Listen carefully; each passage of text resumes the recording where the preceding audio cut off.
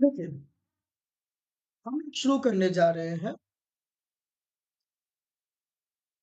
Journal entry हमारे business के अंदर में अकाउंटिंग ट्रीटमेंट। पिछले क्लास में हमने 2 स्टेप्स कर लिया था। 2 स्टेप्स में हमने क्या किया था कि जब हम लोग रियलाइजेशन अकाउंट से रिलेटेड जर्नल एंट्री पास करना शुरू करेंगे, तो वो कौन-कौन सा एंट्री है जो हमें पास करना है, ठीक है? सबसे पहला स्टेप, फर्स्ट स्टेप में क्या कहा जा रहा है? फर्स्ट स्टेप में on transfer of all assets including goodwill and joint life policy but excluding the bank balance and debit balance of capital and current account। हमने ये समझ लिया था, यानी कि सबसे पहली बात कि जब भी हम लोग रियलाइजेशन अकाउंट बनाना शुरू करेंगे, तो स्टेप फर्स्ट सबसे पहले हम क्या करेंगे कि हमारे बिजनेस के अंदर में जितने भी एसेट्स हैं जिसे हमें रियलाइज करना है, यानी कि बेचना है, हम उन एसेट्स को रियलाइजेशन अकाउंट में ट्रांसफर करेंगे। जरूरी नहीं है कि हमारे द्वारा जितने भी हमारे बिजनेस के एसेट्स हैं उन सबको रियलाइज किया जाए। कुछ को कर भी सकते हैं और कुछ को नहीं भी किया जा सकता है। तो यहाँ पर कह रहा है कि जिस भी एसेट को हमें बेचना है, सबसे पहले हम उस एसेट्स को रियलाइजेशन अकाउंट में ट्रांसफर करेंगे।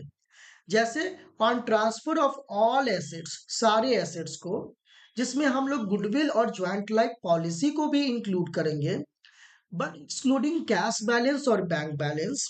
कैश बैलेंस, बैंक बैलेंस मैंने बताया था कि हम लोग रियलाइजेशन अकाउंट में एसेट्स को इसलिए ट्रांसफर कर रहे हैं ताकि उसे कैश में कन्वर्ट किया जाए, बेच के पैसे लाया जाए।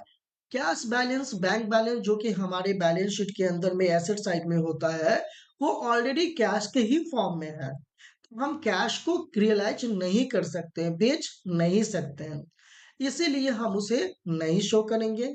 साथ ही जितने भी फिक्टिशियस एसेट्स होते हैं, जैसे डेबिट बैलेंस ऑफ कैपिटल और करेंट अकाउंट, इसे भी हम लोग शो नहीं कर सकते हैं, ट्रांसफर नहीं कर सकते हैं, क्योंकि जब बिजनेस को लॉस होता है तो debit balance of capital account कहा जाता है और उसे हम बैलेंस शीट के एसेट साइड में शो करते हैं। ये चीजें हमें करनी होती है, पहला स्टेप। और पहले स्टेप में जब हम लोग एसेट्स को रियलाइज करेंगे, एसेट्स को ट्रांसफर करेंगे रियलाइजेशन अकाउंट में, तो जो एंट्री हम लोग पास करेंगे वो होगा realisation account debit to various assets account. सबसे पहले realisation account debit to various assets account. जैसे मान लीजिए कि आपको furniture, machinery, building, debtors, stock, इन सबको रियलाइज करना है, तो आप क्या लिखोगे? Realisation account debit to furniture account, machinery account, building account, to stock account, to debtors account, इन सबको लिखोगे और सारे अमाउंट को लिख के फिर आप रियलाइजेशन में टोटल अमाउंट को शो करोगे। ये हम लोग समझेंगे। अभी मैं सिर्फ ऐसे ही आपको एग्जाम्पल के तौर पे बता रहा हूँ। नेक्स्ट स्टेप है आपका on transfer of outsiders liability, provision for reserve against existing assets like provision for doubtful debts and provision for depreciation। मैंने अभी थोड़ी देर पहले आपको बताया कि लाइबिलिटी को दो पार्ट्स में डिवाइड किया जा सकता है। एक है हमारा इनसाइडर लाइबिलिटी और दूसरा होता है हमारा आउटसाइडर लाइबिलिटी। इनसाइडर लाइबिलिटी हम कहते हैं बिजनेस के द्वारा लगाए गए कैपिटल को, और आउटसाइडर लाइबिलिटी हम लोग कहते हैं जो बिजनेस के आउटसाइडर लायबिलिटी, यानी कैपिटल के अलावे जो लायबिलिटी होते हैं उसे हम लोग आउटसाइडर्स लायबिलिटी कहते हैं। हमें क्या करना है? हमें जितने भी आउटसाइडर्स लायबिलिटी और उस रिजर्व्स को जो एसेट्स, एग्जिस्टिंग एसेट्स के अगेंस्ट होता है, लाइक डाउटफुल डेट्स और डिप्रिसिएशन, ये एसेट्स के अगेंस्ट रिजर्व है, ये एसेट्स के लिए रिजर्व किया गया है, उसे भी हम लोग ट्रांसफर कर लेते हैं। जैसे पहले हम लोग को जितनी भी लाइबिलिटी को हमें पे करना है, एसेट को हमें बेचना है, हम उसको ट्रांसफर करेंगे रियलाइजेशन अकाउंट में। फिर सेकेंड स्टेप में हमें जिस जिस लाइबिलिटी को पे करना है, हम उस लाइबिलिटी को भी रियलाइजेशन अकाउंट में ट्रांसफर करेंगे।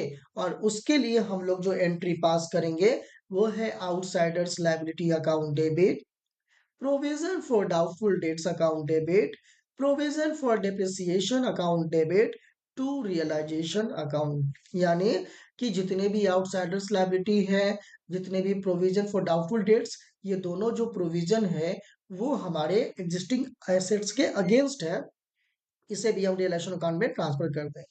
फिर से मैं बता रहा हूँ, स्टेप वन में क्या करना है। स्टेप वन में जितने भी एसेट्स हैं जिन्हें हमें रियलाइज करना है उसे ट्रांसफर करेंगे। स्टेप टू में जितनी भी लाइबिलिटी है जिसे हमें पे करना है हम उसे ट्रांसफर करेंगे। ये हमारा एंट्री था पीछे का। यहाँ तक का हमारा पीछे से जो भी हम लोगों ने समझ चुका था, ये प्रीवियस क्लास के बेसिस पे मैंने आपको रिवाइज करवा दिया।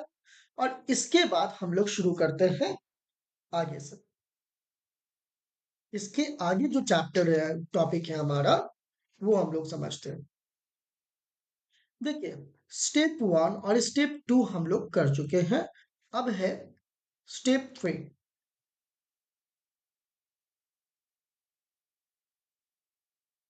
हमने क्या किया, सबसे पहले स्टेप में हमने एसेट को ट्रांसफर किया। क्यों ट्रांसफर किया? क्योंकि उस एसेट को हमें क्या करना था, उस एसेट को हमें बेचना था, उसको ट्रांसफर किया। फिर हमने क्या किया, फिर हमने लाइबिलिटी को भी ट्रांसफर कर दिया। किस लाइबिलिटी को? जिसे हमें पे करना है। अब हम देखेंगे कि एसेट्स को हम किस तरीके से पे कर सकते हैं। तो लिख सकते हैं साथ साथ आप कि फर्म में है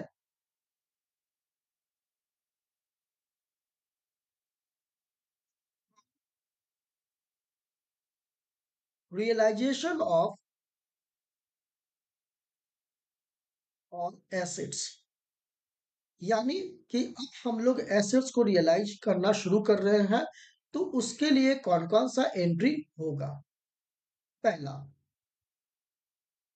when the assets are realized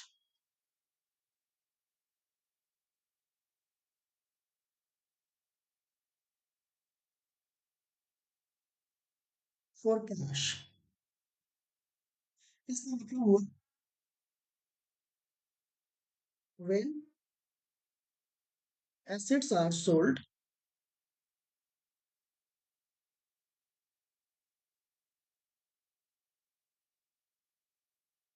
the assets are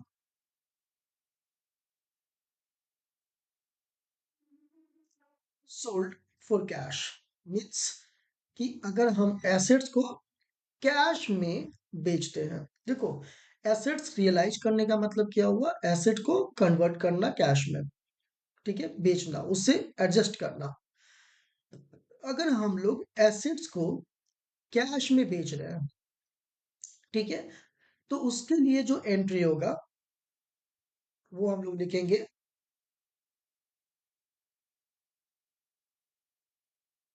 cash account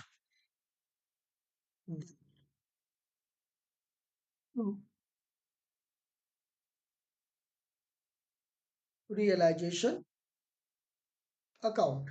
entry हो जाएगा cash account debit to realisation account. और जो नरेशन हम लोग लिखेंगे उसमें लिखेंगे being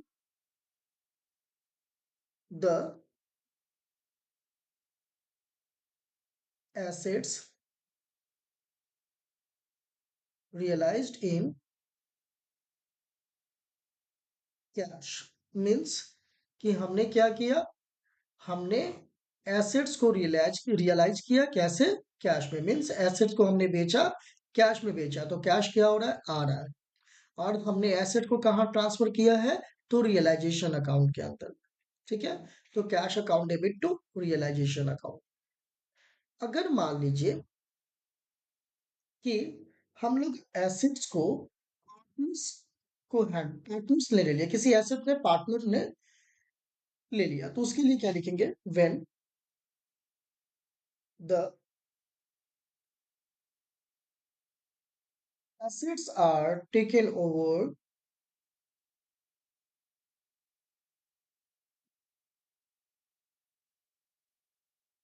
taken away by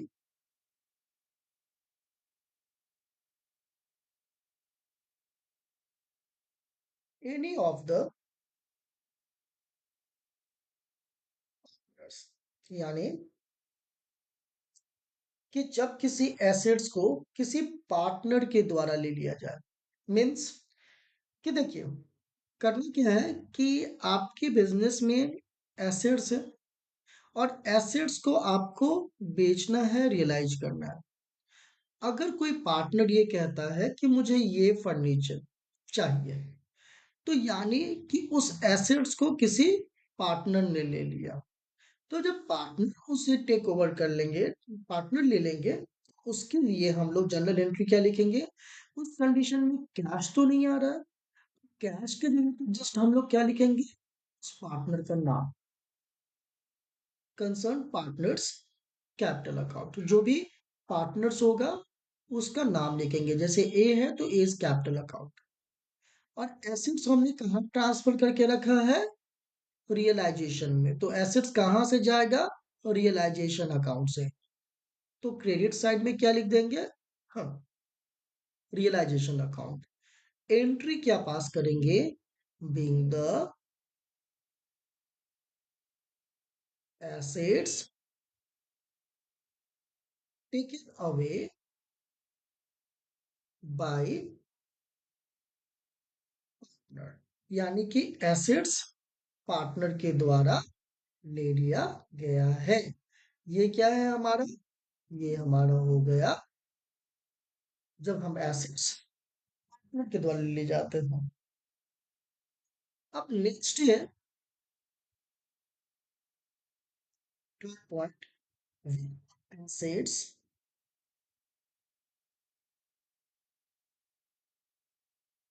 assets are given away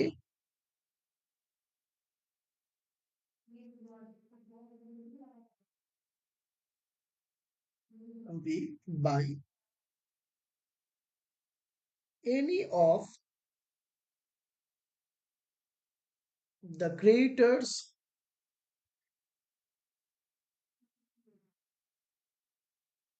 towards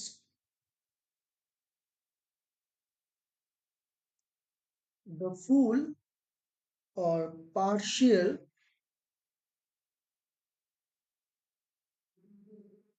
payment of his dues, of his dues। ऐसा भी हो सकता है कि जैसे मान लीजिए आपके बिजनेस में कोई एसेट्स है, और उस एसेट को बेच के आपको करना क्या है? लायबिलिटी पे करना है।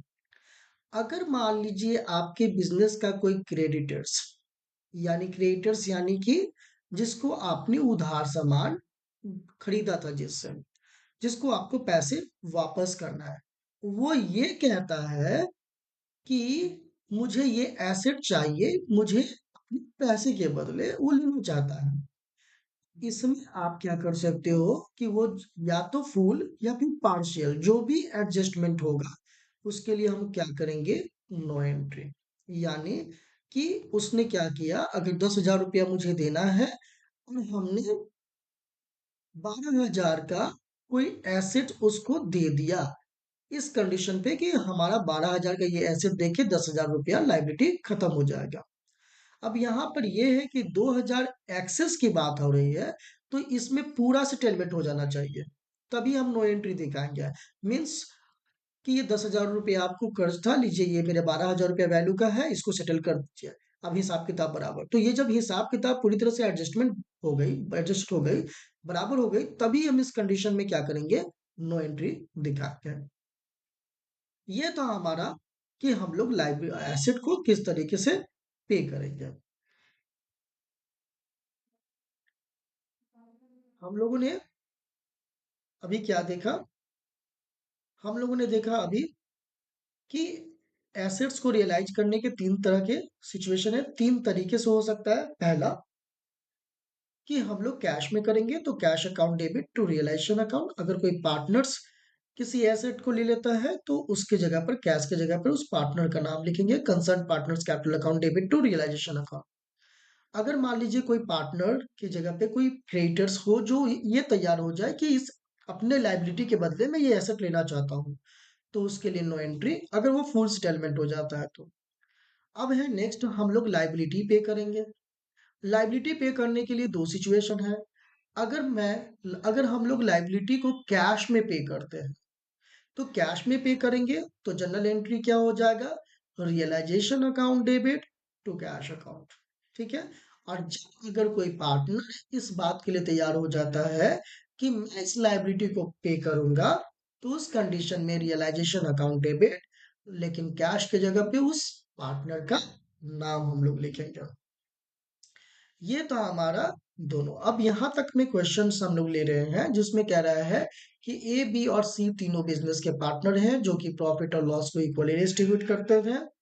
उन्होंने डिसाइड किया कि हम लोग बिजनेस में को डिसॉल्व करेंगे, और जिस दिन बिजनेस को डिसॉल्व करेंगे उस दिन एसेट्स और लायबिलिटी का जो इंफॉर्मेशन था कुछ इस तरीके से था। मैं कंप्लीट बैलेंस शीट नहीं बना रहा हूँ, जस्ट एक एक सैंपल के रूप में मैं एक एसेट्स को दिखा रहा हूँ यहाँ पे। बैलेंस शीट के लायबिलिटी,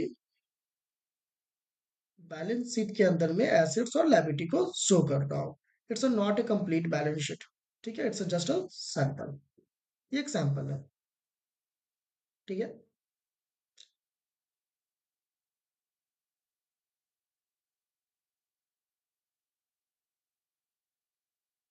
जनरल एंट्री हम लोग को कैसे पास करनी, जैसे हम लोग यहाँ पे ले लेते हैं कैश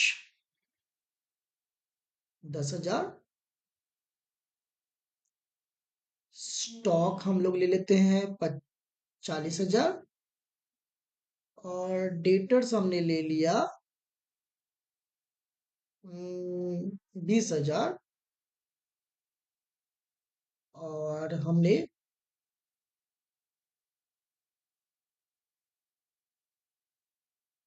फर्नीचर ले लिया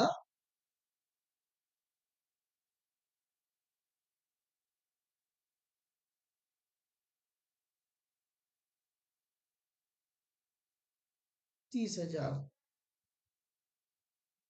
मशीनरी हमने ले लिया सपोज 1 लाख। ठीक है, मैं एक सैंपल के रूप में ले रहा हूँ, कंप्लीट बैलेंस शीट नहीं है, मैं फिर से बता दूं। हमने क्या किया कि क्रेडिटर्स ले लिया वहां पे 50,000, और हमने बिल्स पेबल ले लिया है सपोज 20,000। ठीक है, ये हमने इंफॉर्मेशन ले लिया, और इसके साथ कुछ एडिशनल इंफॉर्मेशन है। एडिशनल इंफॉर्मेशन में क्या कहता है,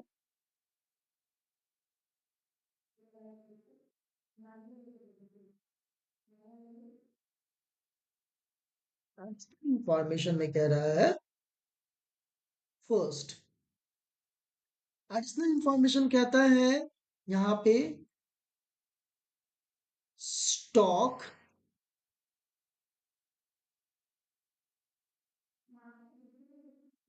and debtors are realized at 10% less than book value in cash।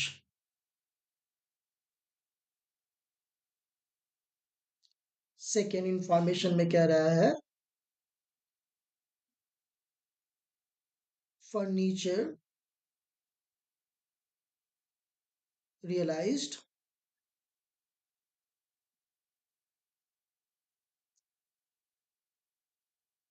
in cash at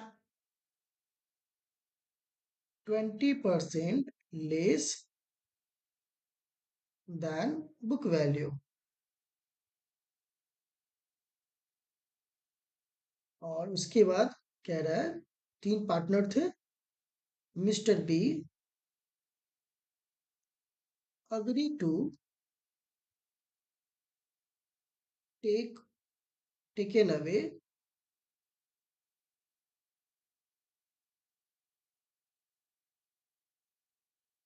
take away machinery at 50% less than book value। उसके बाद कह रहा है mister C agreed to discharge the bills payable and mister E कह रहा है next है हमारा ई में क्रेडिटर्स डिस्चार्ज्ड इन फुल। ठीक है, यहाँ पे जो हमने इंफॉर्मेशन लिया है वो सारा इंफॉर्मेशंस हमारा जो भी जर्नल एंट्री हमने लिया है उस पर बेस्ड है। इसके लिए हम लोग क्या करेंगे, सबसे पहले तो हमारा स्टेप फर्स्ट में हमने क्या समझा था। स्टेप फर्स्ट में हमने समझा था कि हमें उस एंट्री को पहले दिखाना है, यानी कि जिसमें हम एसेट्स को क्या करेंगे, हम लोग ट्रांसफर करेंगे। हम लोग एसेट्स को क्या करेंगे, हम लोग एसेट्स को ट्रांसफर करेंगे। तो हम लोग क्या लिखेंगे यहाँ पे फर्स्ट स्टेप में, ट्रांसफर ऑफ एसेट्स, यानी एसेट्स को ट्रांसफर करने के लिए हमने बताया था realisation account debit to sundry assets account. हमने बताया था यहाँ पे realisation account debit to sundry assets या वेरियस एसेट्स अकाउंट। तो यहाँ पे हमारा रियलाइजेशन अकाउंट जो है वो तो ठीक है, वेरियस एसेट्स में अब हम यहाँ पे डिसाइड करेंगे कि कौन कौन सा हमारा एसेट्स है जिसे हमें रियलाइज करना है। तो कौन कौन सा एसेट्स रियलाइज करना है हमें, तो हमें कैश तो नहीं करना है, कैश तो नहीं कर सकते हैं। स्टॉक की बात की गई है, डेटर्स की बात की गई है, फर्नीचर की बात की गई है, मशीन की बात की गई है। इसका मतलब इन सब को हम लोग लिखेंगे। यहाँ पे क्या लिखेंगे, to stock account, to debtors account. हम लोग ये देखेंगे कि क्या कोई ऐसा एसेट है जिसके बारे में बात नहीं हुई है।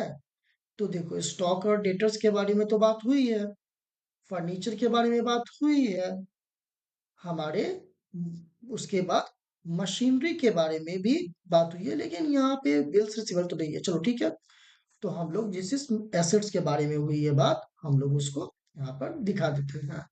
To stock account, to debtors account, to furniture account, to machinery account. Okay, अब यहाँ पे क्या करेंगे, जिसका जितना वैल्यू था उसी वैल्यू पे हम लोग ट्रांसफर कर देते हैं। ठीक है, जितना जिसका वैल्यू था उसी पे हम लोग ट्रांसफर करेंगे। स्टॉक कितने की थी,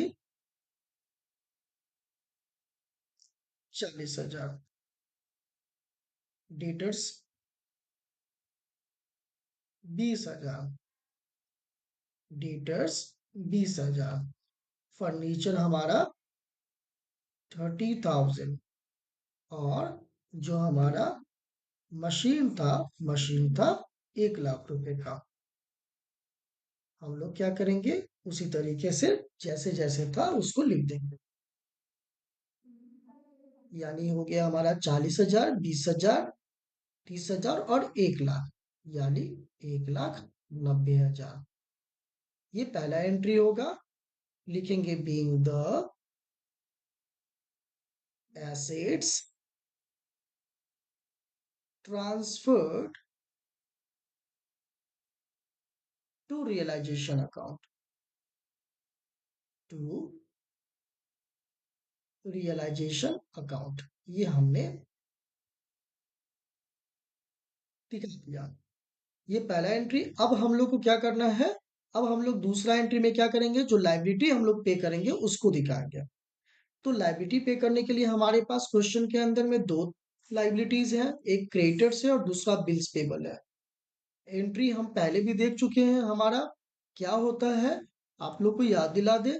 जब भी हम लोग लाइबिलिटी पे करेंगे, outsider liability, provision for doubtful, provision for depreciation, ये दोनों तो नहीं है तो छोड़ देंगे, आउटसाइडर्स लाइबिलिटी लिखेंगे। और आउटसाइडर्स लाइबिलिटी में कौन कौन है, ये दोनों ही हमारा आउटसाइडर लाइबिलिटी है। जैसे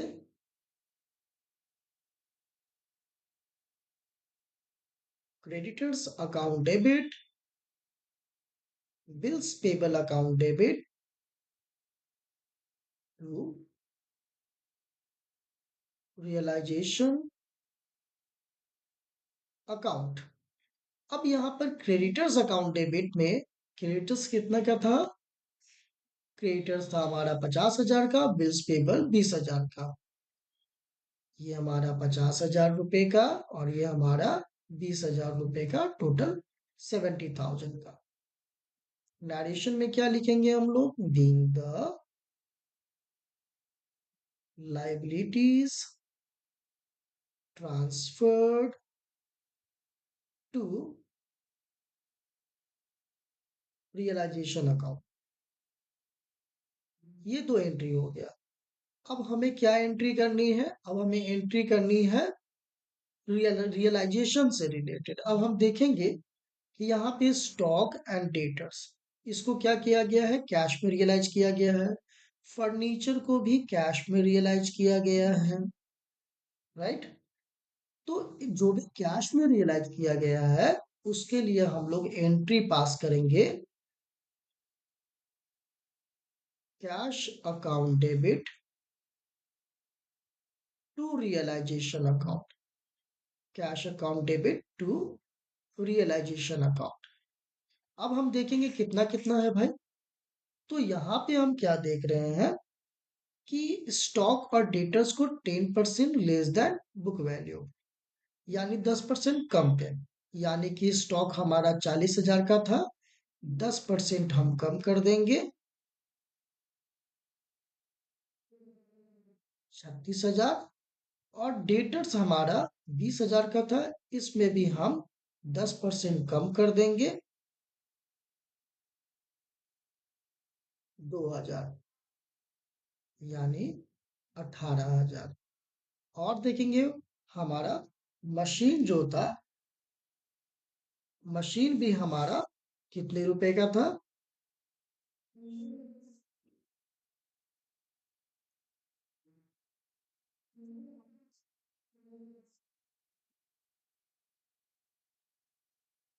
मशीन हमारा था 30,000 का। और मशीनरी के बारे में क्या बोला गया है, फर्नीचर के बारे में सॉरी, क्या बोला गया है, ये भी 20% कम पर।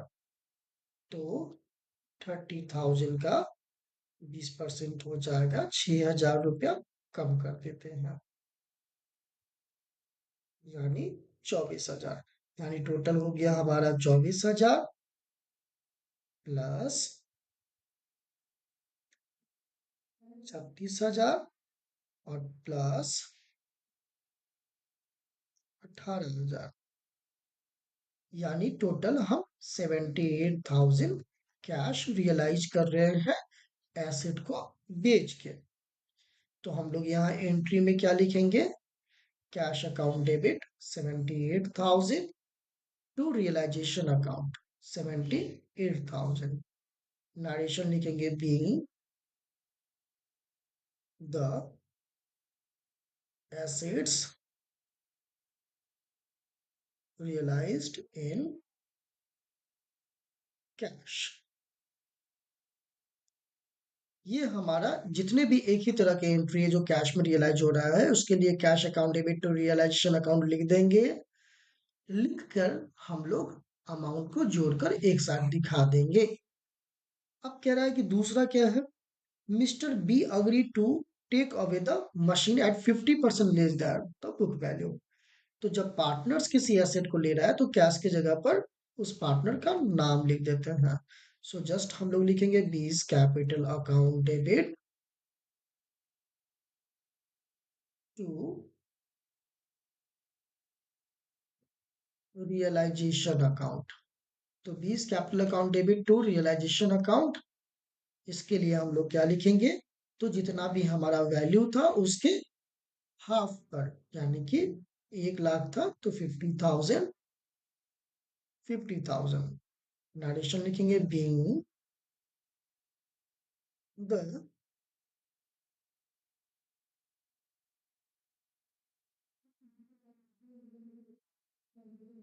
मशीनरी टेकन वे।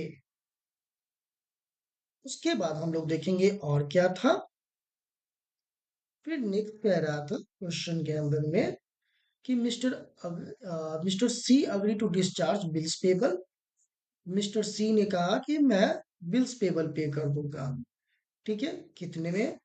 तो कुछ है क्या? नहीं, कुछ भी नहीं है, सिर्फ बिल्स पेबल पे करने की बात की गई है। तो उस कंडीशन में क्या हो जाएगा? रियलाइजेशन अकाउंट डेबिट टू, कौन पे कर रहा है? मिस्टर सी। तो यहाँ पे हम लिखेंगे सीज कैपिटल अकाउंट। और कितना वैल्यू था? तो बिल्स पेबल का 20,000 लिख देंगे यहाँ पर, 20,000। एंड कैश लिखेंगे being the bills payable discharged by C. उसके बाद लास्ट है हमारा इंफॉर्मेशन कि creditor discharge in full. Creditors पूरी पूरी तरह से पेड हो गया, जिसका कॉस्ट कितना था? 50,000। तो यहाँ पे हम क्या करेंगे कि रियलाइजेशन अकाउंट डेबिट, और क्रेडिटर्स का कोई पार्टनर नहीं कर रहा है तो इसके बदले हम क्या लिखेंगे? टू पार्टनर्स कैपिटल अकाउंट के जगह पे टू कैश अकाउंट लिखेंगे। और फुल अमाउंट पे कर रहा है तो 50,000 और 50,000। नरेशन लिखेंगे being the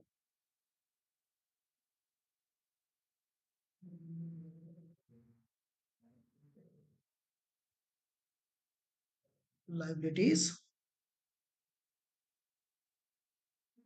discharged in full।